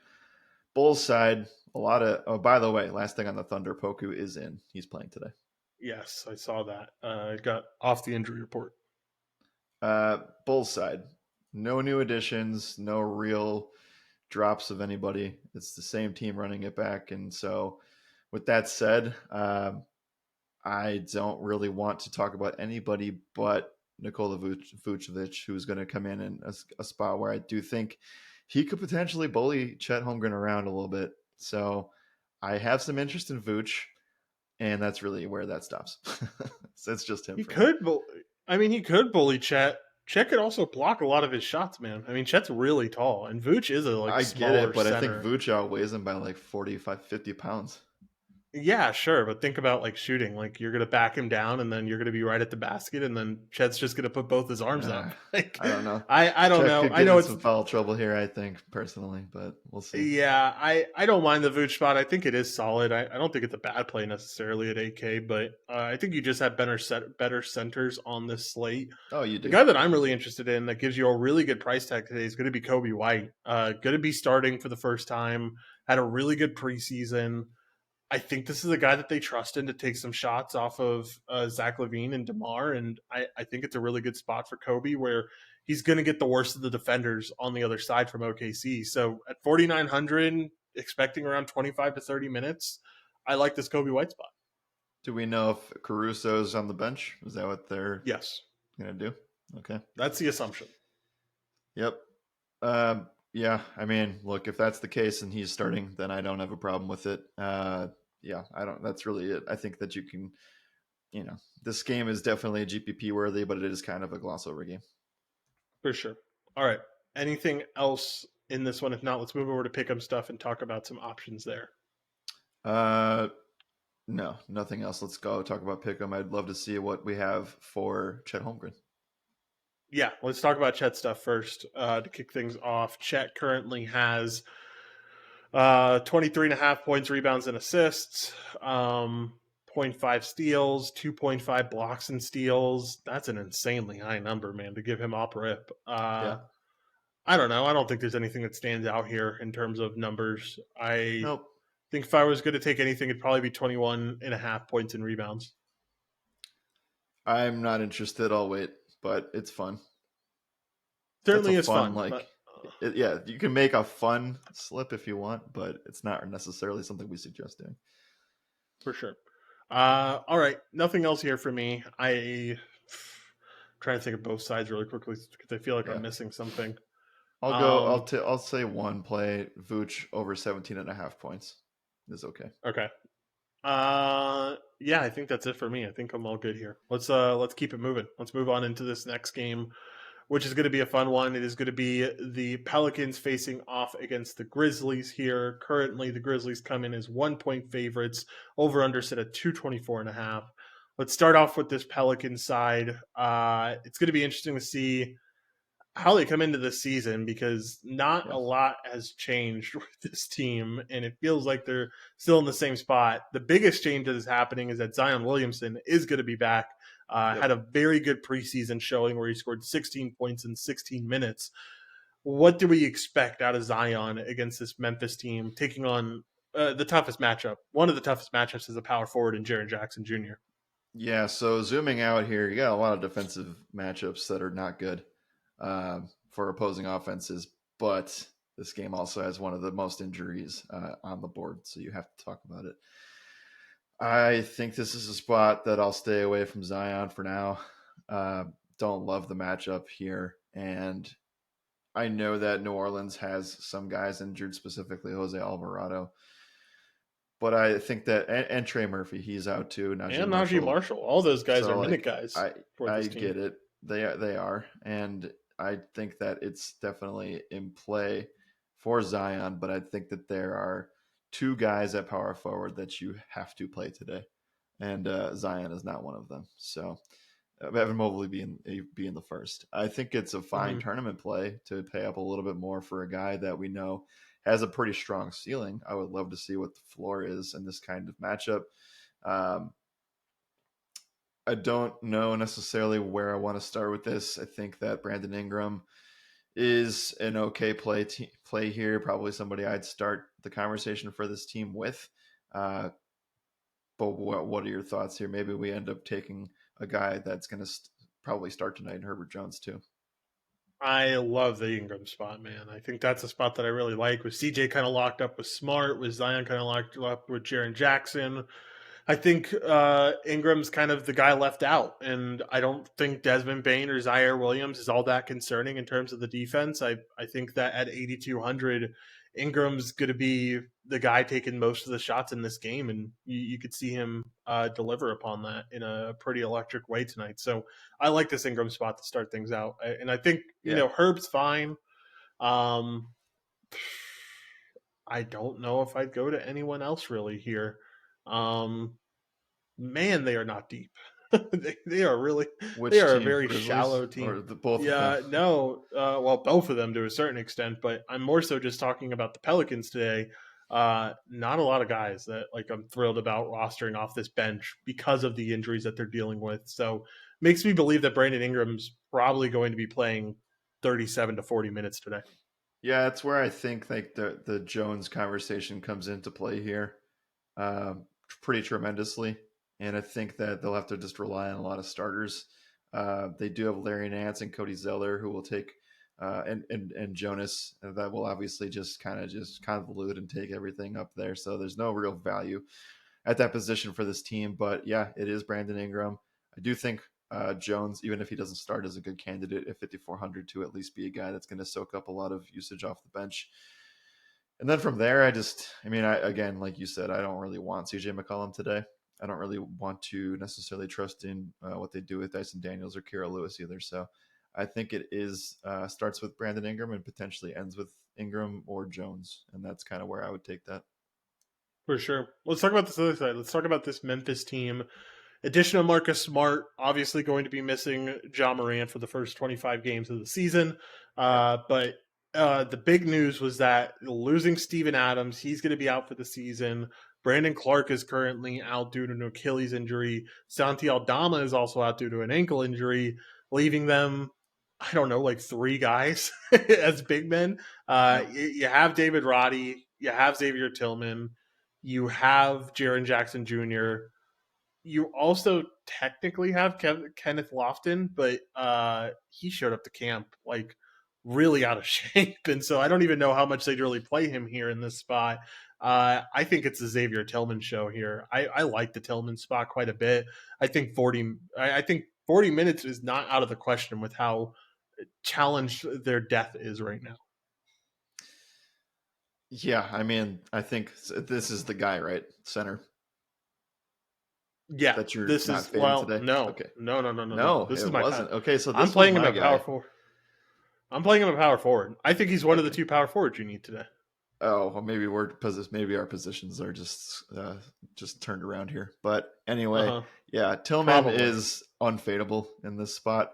He's going to be required to play play big with how big the Pelicans are, and obviously just if Steven Adams is in this game, this play doesn't exist. So, you talked about it. They're down three guys. Xavier Tillman's too cheap for the role that he has, and we know that he is an absolute monster on the glass. We'll talk about it more at Pick'em conversations, but 5K on DraftKings, 5,900 on FanDuel. It's too cheap for the role that he's going to be asked to play tonight. And I do think that even highlighting it a little bit more, maybe not so much on DK because I think that they got the price wrong for Triple J here. But on FanDuel, 8,200, it's an easy fade against Zion today for me. for sure. All right. Anything else you want to talk about here? If not, let's keep it wrapped. Let's keep it going. And we have a limited. We're a little bit on a time count right now, considering how long we've taken so far. Yeah, let's talk Pick'em for this game. The main thing I wanted to touch on and keeps kind of creeping up a little bit is Xavier Tillman 7.5 rebounds. I think is one of the best plays on the board. I like Tillman rebounds. Also, really like Ingram points, and those are probably the only two that I'm really considering. Ingram points at 26, by the way. All right, let's move on into this next game. It is going to be the Sacramento Kings facing off against the Utah Jazz. Currently, Kings 1.5 point favorites away from home. Over under is set at 234. People are expecting this to be a high scoring affair. Let's start off with this Kings team who did not make many changes in the postseason. Give me your thoughts on what you think the Kings can do this year against this Jazz team to start out the Yeah. season. This is a really fun matchup. I'm excited to see what the Kings do to take that next step. That was the team that I thought was going to take the next step, quote unquote, and they definitely did that. This is going to be one of the most uh, fast-paced, enjoyable games to watch from a basketball perspective. So I'm happy that it's in the late window of things where there's not as many games to watch. But in terms of finding things that you really want, I do think again that it is just, and this is going to probably happen to Sacramento unless they have a lot of injuries. Uh, it's the two studs. It's De'Aaron Fox. It's Domantas Sabonis. And which guy do you want to play in this scenario? I think that I'd probably lean on De'Aaron Fox here in this spot, getting the Jordan Clarkson matchup. Be curious to see how much they actually do that. But I think that no matter who he goes up against, I guess the only guy that can ruin that would be what Davion Mitchell presents. But yeah, never mind. Sorry, I'm all over the place here. But anyway, Fox has a great matchup, no matter who's going to be on him tonight. And I think that that's where you start. I'm not as enticed with Demonis on the fantasy side of things, but pick him. We'll talk about that trend a little bit later. I'm very bullish on what Fox brings to the table here. Love De'Aaron Fox today. I think it's one of your top point guard plays of the day, and I don't know if a lot of people are talking about it like the way we are, but this is a Underpriced, great matchup, huh? very underpriced. Yeah, very underpriced. Great matchup. It's a spot where Utah does not have a main defender that can take away on ball stuff. And I think Fox is just faster than the majority of these guys. I think that this is an amazing spot for him. And 8,800 is too cheap. Last two times he's faced off against the Utah Jazz had 50 plus FanDuel points in both of those matchups. Mm-hmm. De'Aaron Fox is a walking bucket today, and I like the spot a lot. You play the price here, right? And I guess I should have expanded on the question. You play De'Aaron Fox over a guard in Atlanta, Charlotte, right? Because of price. Yeah, probably. I would try to fit both in, but it doesn't seem like that's going to be all that reasonable with the I guys we guess it talked depends about what you today. want to do with Jordan Poole, right? Because he's also tremendously underpriced. Yeah, for sure. No, I would agree. I'd feel fine with playing Fox over because I think they give very similar upside to the both of them. Yeah. I mean, again, I think that you have key major spots. This is a very Oh man, this is a really hard comparison. De'Aaron Fox versus what the two guards in the Atlanta and Charlotte game present. I think I lean Fox, dude. I think that the game is just as up in pace. The totals are very similar, and I think that the Kings, in close games, we just saw how many offensive possessions and just points that they can put up. Give me that. Give me the Kings. Give me the Fox side with that. I guess the other thing too for this Atlanta and Charlotte situation is that like on Atlanta and Charlotte, there are other guys that I feel comfortable with playing. I feel good about playing PJ Washington. Sure. I feel good about playing Sadiq Bey.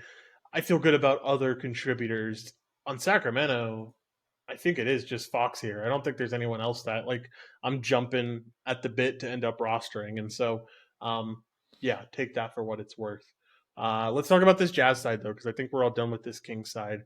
Yep. For the Jazz here, I don't know. Like I think there's a lot of guys that are fine, but I don't think there's anyone that's great that stands out on a 12 game slate. Yeah, nothing too much here. Shooting guards against Sacramento is still a thing, but I don't really feel comfortable with Colin Sexton or Jordan Clarkson today. And I just think that there are better spots. The Jazz finally healthy, so you're going to just see that really, really convoluted. You get John Collins in this game too for that side, and I'm not interested in much here. Yeah, Walker Kessler could be a lot of fun in this one. He did well Could be, against the Kings last year. could be. Um, I think it's a really good price tag when he's going to be like an AK player throughout the rest of the season. Yeah, yeah. The problem is that like there's just other guys that you're playing at the position anyway. Another center that's underpriced. Walker Yeah, Kessler, for 5,600 definitely. on DraftKings. He was always underpriced on DK, but they underpriced him because of the fact that the blocks didn't factor into things as much as That's they did true. on FanDuel. Good point. But I don't think it's not deserving of a 2K price difference Yeah. when it comes down to it. All right, let's talk about pick'em options here. I feel like we can start off on Fox. Yeah. and 25.5 points, 32.5 or 36.5 points, rebounds, and assists, 42 fantasy score. All overs, all I feel really good about. Yeah, usually when I'm targeting Fox, I like to look at points plus assists. We'll get fancy numbers added for Underdog Fantasy soon. So I would, what was it? Did you say? Points plus assist, 32. Fantasy. Oh, 42. Oh yeah, I mean that's awesome. Like Yeah, I agree. that's even like the FanDuel price tag has him sitting right around there as well. And if we think that's a smash underprice, then yeah, like that's a great spot. So Yeah. fantasy first, and then Also, points plus assists later. yeah, for sure. Also looked pretty good in preseason too. Except for Okay. one game where he definitely really fell flat. But most recent preseason game, 25 points in 31 minutes, 7 rebounds, 3 assists, 2 steals, and a block shot too. So it's looking pretty good so far. All right, let's talk about the one that I think a lot of people are waiting for on this late slate. It is going to be the Dallas Mavericks facing off against the San Antonio Spurs. Currently, Mavericks are 4-point favorites. Over under is at 231. Let's start off on this Dallas side. Currently, Luka questionable for this game. Man, is this going to throw a wrench in things if he ends up Oh sitting? yeah, yeah, It's going to be really interesting to see how this team operates. Re-signed Kyrie Irving, but lost a lot of pieces. Obviously, it's going to be tough for this Dallas team. I don't know. I'm not a big believer in this Mavericks squad altogether. But I guess, got Grant Williams to add to the roster, um, which should help with some defensive measures. But Derek Lively going to be your starting center most likely today. Not pretty looking for what this team has in store this season. Give me your thoughts on Luca and this whole calf situation. yeah. He also Dwight Powell was an illness. He looks like he's trending in the right direction to play today. But this is exactly why I think this. I brought up the. Not only is Fox a really good play, but I think he's almost necessary to have because you need to have late night flexibility coming in. Unless we get news about Luca playing, which if Luca plays, he's in a fantastic spot. And if he doesn't play, then you have to play three Mavericks. So you have to Yeah. have late night flexibility here, and it all starts with that spot. I think Luca is trending in the right direction, and we've seen him play through injury, and he's still been just fine. And the matchup is fantastic. He went through shoot around this morning, which is the best case scenario for a guy that is trying to play in this game. So I don't think we'll get any more news other than whether or not he's playing or not, and that's that. So Oh, right now, I would say that he's playing. If I had to, gun to my head, decision time, he's playing tonight. That's what I would say. I would say this is closer to like 70-30 he plays than like 50-50 he plays. Look, he went to shoot around this morning. Right. He's practiced the last 2 days as well. Like, they're gearing him up to play basketball. I think he's fine. I Yeah. think It's if this also was a real issue, then he wouldn't have practiced. it's not a home opener, but it's as close to like, well, how do I say this? It's a Red Sox, Yankees, Packers, Bears kind of scenario, Yeah. where Yeah, for Dallas is sure. playing San Antonio in the first night of the season, and you have the narrative on the other side with Victor. So before we Mhm. get there, I do think that it is as simple as if Doncic is playing, you're playing him. Yeah, I would agree. I do think that uh, you've kind of got to play Doncic in this spot. I think it's really Yeah, hard not to, and yeah, that's where the Fox, the Lamellos, all those guys kind of play themselves out of the conversation because Luca's going to be 12.5K at some point this season. Getting him at yeah. 11.6 feels dirty. It feels wrong. So Uh, I really like the Luca spot. Not one more interested in point on anything that. else. Yeah. Go for it. I don't have much interest anywhere else either if Luca's in, right? So I think that he could probably have a 35% usage rate tonight, if not most of the season. Um, anyway, the last thing here I wanted to mention was that you're playing Luca because not only the flexibility stuff, but you have to have the money for Kyrie if he doesn't play. So that's Yes, also part of the conversation. So for sure. um, He's 11K on DraftKings. I think that you just find it's not hard to get there, especially if you have two guys that are mid price that are starting and you can just play them. So Yeah. that's where I would take that. On the San Antonio side, uh, I mean, yeah, it all starts and ends with Victor Wembanyama tonight. And I know that Josh has been alluding to a center play. I'm sure that this is the guy he's talking about, but you can play him at power forward or center today. And we said it when we were talking about prepping for NBA season 2-3 weeks ago, plus before that. Didn't matter what Victor's price tag was. If it was under 9K, we were going to play him today. And it couldn't be a better matchup for him on paper. Yeah, I think that this is something that this won't be just a Spurs thing. Like we'll be attacking this Dallas interior all year Mm-hmm. long. They very easily have the worst interior defense in the NBA with Dwight Powell, and there's just not a lot of big guys on this team. Grant Williams Yep. is too small for the role that they want him to play. I think so.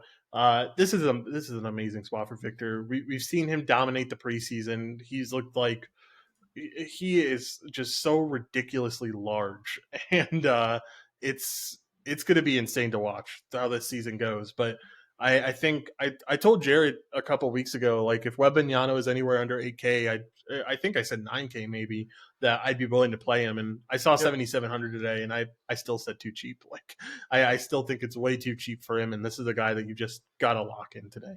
I don't think Yep. there's any way around it. He's going to be a cheat code on FanDuel. Like the they Mm-hmm. might just have to lower their blocks and steals numbers at some point. Like I know they won't, but Or he's going to be 12K they're going to just halfway give through the Victor season. Wembanyama like he only gets 2 points for blocks and steals, where everybody else gets 3. So Yeah. that's how crazy this is going to be. I mean, this is a guy that I don't want to put a finger on it, but like when we're talking about pick'ems, like set the line at 4.5 blocks and steals a game. Like you just have Yeah. to. I mean, he is just going to. He's on triple double watch tonight. I know he's not. He's probably a huge assist guy, but a lock and load for a double double, right? Hmm. Yeah, definitely. Yeah. So on FanDuel, the name of the game is Price, and he's 7,700, which is probably at minimum $1,000 cheap, too cheap, and he probably could be $2,000 too cheap. Yeah, for sure. On Anything DraftKings, else you're still here? playing him though, right? 8,500 Yeah, double no, it double doesn't points. matter. I Yeah. think that was I said that earlier in the year when I didn't know what the matchup was going to be opening day. I would have played him anything under 10K today probably, and even then I probably Yeah. would have considered it still at 10K. Uh, It's just too good of a spot. let's talk about other Spurs. I don't think we have to go too far, but let's at least just mention that Zach Collins, who came into the day with an illness and a contract extension, he looks like he's going to be good to go here. It also looks like, and thankfully the sites are on this already, Jeremy Sohan is going to be probably running point guard for this team when he Mhm. starts, and I think he should start and play. It depends what they want to do with Trey Jones. I think he comes off the bench, but as of right now, you are just playing Wemby and seeing how the rest of this goes. But in tournaments, I don't mind Keldon Johnson. I think he's a good play in this spot, and we just know that Dallas is going to be horrendous on defense. So I think I that you really can, like Sochan. I like yes, Jeremy I mean, I Sochan think here. that, yeah, I think he's fine. He also has a lot of really good pick and roll viability with a guy that is already a really good friend, by the way, which is coach speak and player speak. Best friend on the team is Jeremy Sohan for Victor. Oh, spicy. I love it. I love it. I think you can definitely play Jeremy Sohan today and feel pretty good about it. Already point guard and power forward eligible too on FanDuel. Yep. They're quick to it. All right. Let's move over to pick'em stuff. I feel like Yep. you got to start off with Wembanyama, and I think when it comes to him, it's anything goes here, right? Like they discounted his Yep. points, rebounds, and assists to 20 over on Prize Picks. I think you're They perfectly did. fine to take that. But Just hammer. Yeah. yeah, you can hammer that. But I feel fine about any of these numbers. I don't think there's a number I wouldn't take here. 37.5 fantasy score is what I would really look at. Get those steals and blocks in there because he's going to have multiple a game every game. Hmm. Here's where I think this is a fun conversation because Underdog Fantasy has him at 24.5 points plus rebounds, but that is it's like their feature. It's called Welcome to the League Boost. So you get the boosted play for Victor, 24.5 points, rebounds. I like that in general, but I also want to play. They don't have a fancy number yet. I expect that to come out in the next hour and a half. Would you play the boost or just the for sure fantasy point number? What is it on Prize Picks? 37. I think Yeah, that I would play the fantasy point number. But right. I think I'd play both probably. Like, do you I take the think I'd have boosted exposure to play both. or do you take the not for sure thing? But you know what I'm saying? It's like I think he scores 40 fantasy points in his sleep tonight. I would agree. I think he does. I think I'm taking both in just different slips.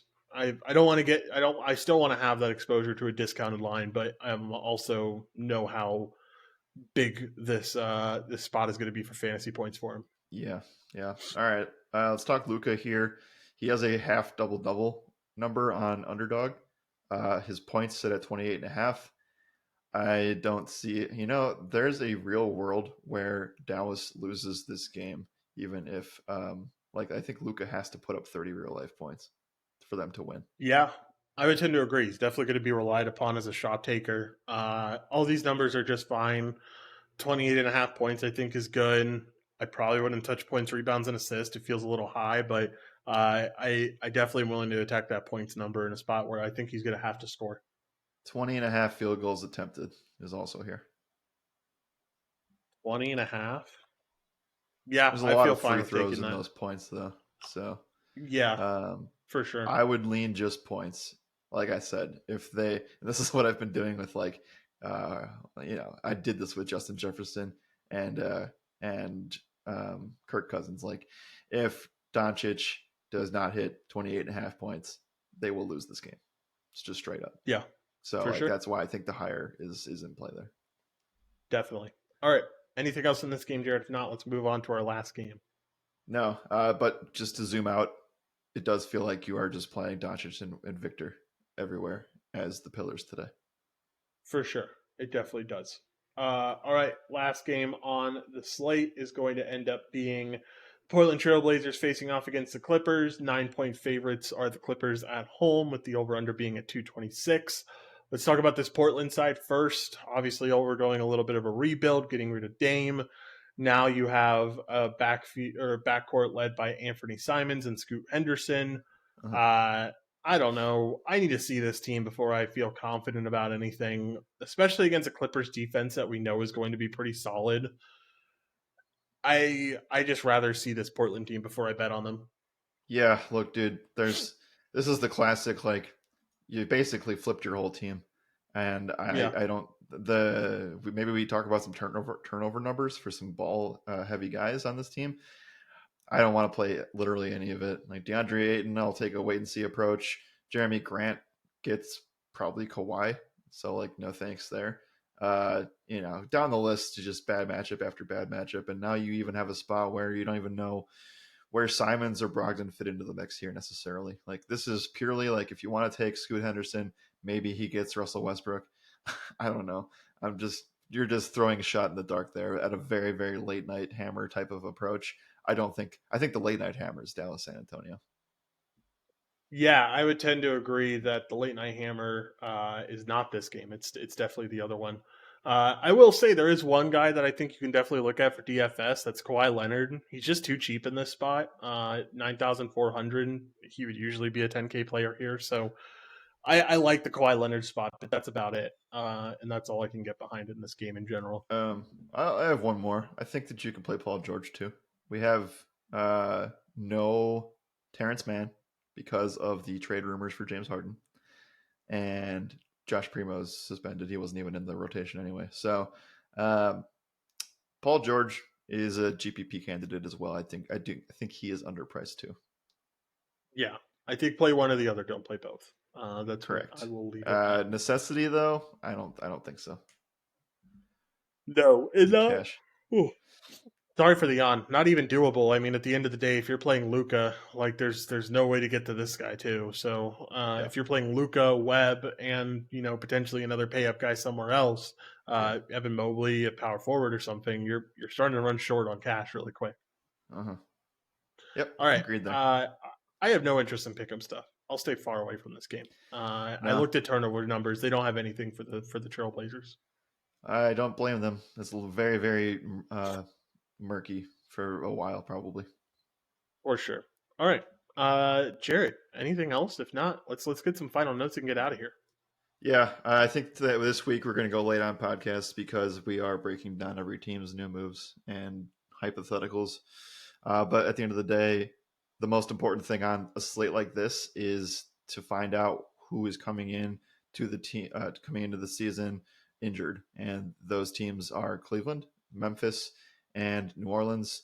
And then you kind of just have to play the studs in the best spots going from there. So that's how I would approach the slate. It's also a really good opportunity to on price structured places to find guys and spots that are just underpriced. And you have a lot of those guys that we talked about on the podcast on DraftKings that are mid price starters potentially, as well as just I think DraftKings has softer pricing than FanDuel does at the moment. So that's a weird thing to say, but that is true at the moment. So the slate revolves around a few of those games, and I think it's a really fun slate for tournaments if you wanted to go off the wall and build some fun game stacks as well. For sure. I agree with you, man. I think it's a really fun slate. I think obviously, take a cautious approach to betting your bankroll this week. We're all getting back used to the sport, and sometimes it takes a while to warm up to this thing. So, we're going to be there. We're going to be doing well throughout the season, but just make sure to take a cautious approach starting the season off. And let's have a great day, man. 12 games on the docket. It's going to be a fun one for sure. Anything else, Jared? If not, we will get out of here. Fun little nugget. A Spurs fan found the Mavs scouting info for their season opener, basically in the hotel. Somebody from the Mavs or the Spurs like scout team put like papers under the doors of the guys that are like on the coaching staff. So a fan found one and shared it on the internet. It's on RT NBA as of right now. Oh, I'm gonna have to go look at it. Hopefully, it's not fake. They basically Uh, just gave him the cheat sheet for like the scouting info report, and they posted it on Interesting. Twitter. That's funny. All right, sounds good. Let's get out of here. Thank you all for listening, and as always, my name is Joshua Reimer. Good night and good skill.